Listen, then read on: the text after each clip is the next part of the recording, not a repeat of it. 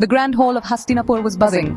King Dhritarashtra sat on his throne. He was blind, but he knew what was happening. The Pandavas, back from their time away, stood tall. They were a strong presence. Draupadi, their wife, stood with them. She was as beautiful as the sunrise. But the air was thick with tension. A game of dice had been played, a game that was rigged. The Pandavas had lost everything, their kingdom, their wealth, their freedom. They were now servants to the Kauravas.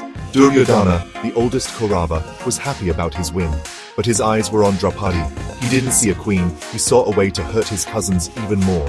His laughter filled the hall, a scary sound that made everyone nervous. His brothers, wanting to please him, laughed too.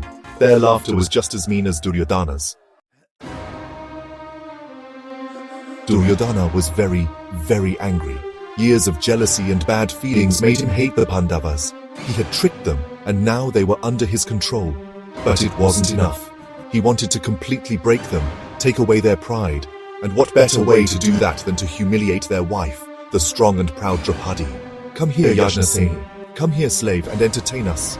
Your husband's lost you in the game, and now you belong to us. His words were full of evil. The hall became quiet. Everyone waited to see what Duryodhana would do. Duryodhana, drunk with power and hate, told his brother Dushasana to drag Draupadi to the center of the hall. Dushasana, a strong man but with no goodness in his heart, quickly obeyed. He was happy to please his brother and hurt the Pandavas. With a mean smile, he walked towards Draupadi, his eyes shining with bad intentions. He grabbed her by her hair. Her long black hair fell down her back like a sad waterfall.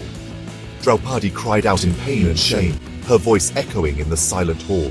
She tried to break free from Dushasana's grip, but he was too strong. He dragged her across the floor.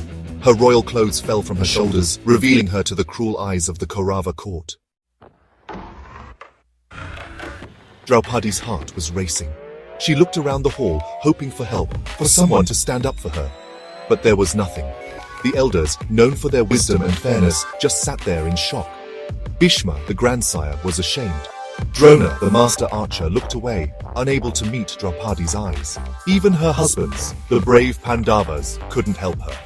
The rules of the game kept them from acting, so they sat there, their anger and humiliation hidden but growing.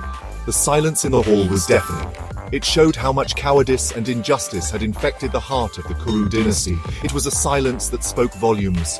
This terrible act, remembered forever in history, would be the spark that started a great war.